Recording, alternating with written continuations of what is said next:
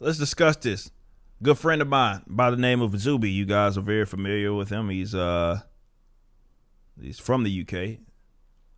Just talks with an American accent. And usually when he has his hat, and for whatever reason, a lot of people confuse me with him, which kind of pisses me off because I don't look like him. And if you want to watch a cool episode, him and I actually did the News and Why It Matters together. So if you want to see us both at the same time, like not like digitally in a webcam or something, you can go check that out. But Zuby posted this video, and there's this crackhead ass doctor that had some interesting things to say.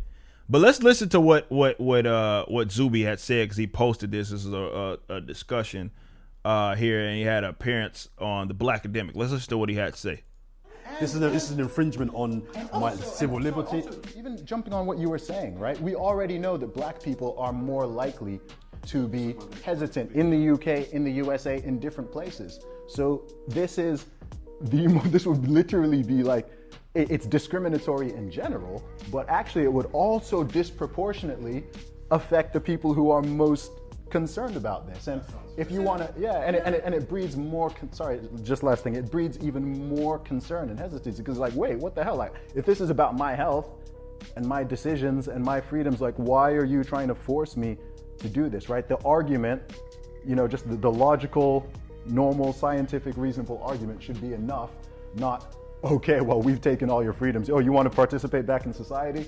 You better take this injection, or you can't go to the gym, you can't go to the cinema, you can't go to the swimming pool. We're going to shut you out of society and create this two-tier society where you're the underclass. So basically, I was talking about like vaccine passports and all that sort of stuff is what he's talking about. But here's an actual doctor. And this is why I'm talking about how, for one, it was always a mistake for people to try to answer economic questions. Even from a social standpoint, listening to this community in that community only as if there was, number one, they had the best answers, and number two, they all were just in agreement on every single position. My doctor, for example, in terms of the reaction, in terms of how we do all of this COVID stuff, has a different perspective than what the government doctors and everybody that they roll out, these guys that have been leading with these sort of politics. I do think we talked about the nurses dancing. I know as well a lot of y'all came to my content because I was ragging on all these knothead ass nurses sitting here popping and locking while they're supposed to be overwhelmed. But here's another crackhead ass doctor. Apparently he's a medical doctor. And he says, liberty is living free of diseases and free of anti-vax trying to suicide bomb with a deadly virus. Now, he's being disingenuous. He's also seeming to completely ignore how we've interacted with us for, I don't know, since humans have been a thing. Number one, he's treating the virus, particularly COVID-19, as if it's unique in the sense that it couldn't be spread, and if the wrong person got it, they may get severely sick from it, get hospitalized, or in the most unfortunate cases, pass away. That is not a thing that started with COVID-19. That's not even a thing that is unique to just particularly coronaviruses.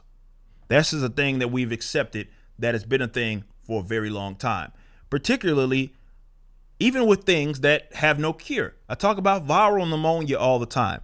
For you guys that don't know, there are people that die every year from viral pneumonia, and there is no cure for viral pneumonia if it is not associated with influenza. There's no legitimate, like, you have to, you try to treat the symptoms, and that's the best you can do. So even if you use the argument that, well, it's different because this, and this has a vaccine, that still, it does not have a cure. Right? That still does not have a cure, and yet people get sick and die from it, and we accepted that this was a thing that people that in terms of how we interacted with each other long before COVID-19. The only thing changed was the politics.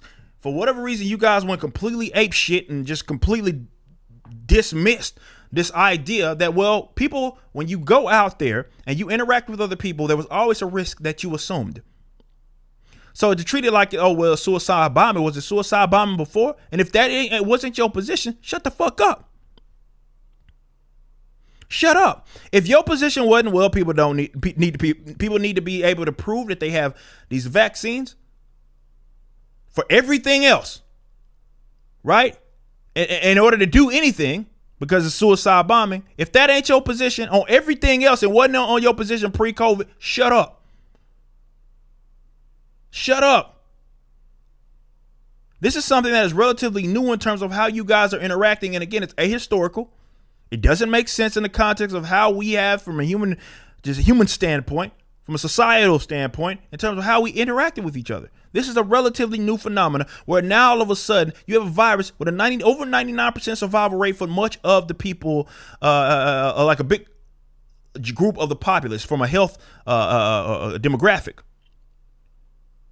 Most people are going to get this virus. The vast majority of this, even older people, the vast majority of you are going to get the virus and never, ever, you're not going to die from it. That's the reality of the situation.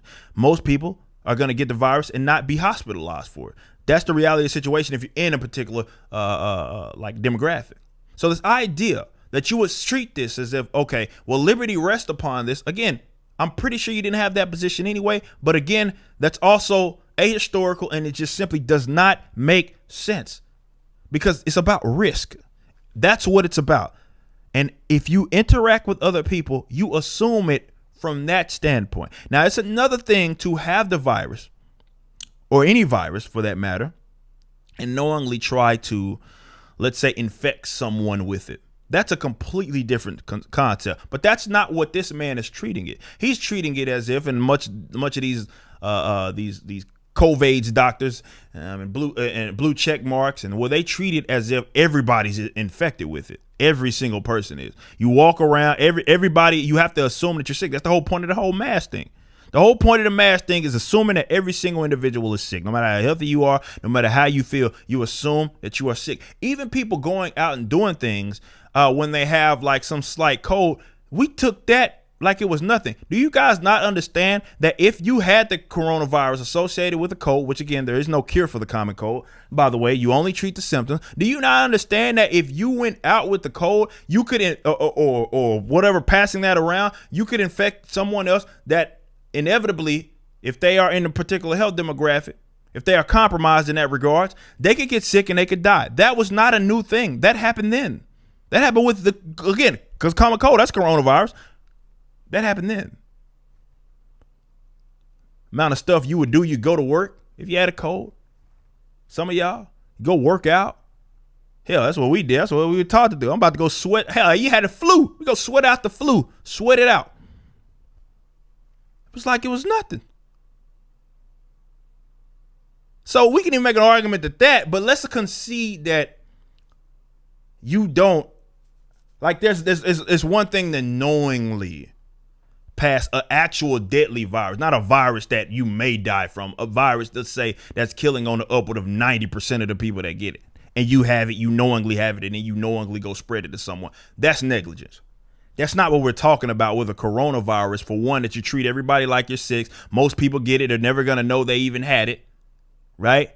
They're never going to know that. That's a completely different type of conversation. And to say that liberty rests on people needing to obviously prove that they have been vaccinated from this is complete nonsense. And that is a position that nobody holds for anything else, not even for other viruses that had a vaccine. This is something that is relatively new, that they just threw all logic out the window. But if nothing else, when you have doctors like that saying this, it says what I have long said as it pertains to this whole entire deal. And that is, that community has long been compromised. A lot of people are leading with their politics. And that was always a mistake.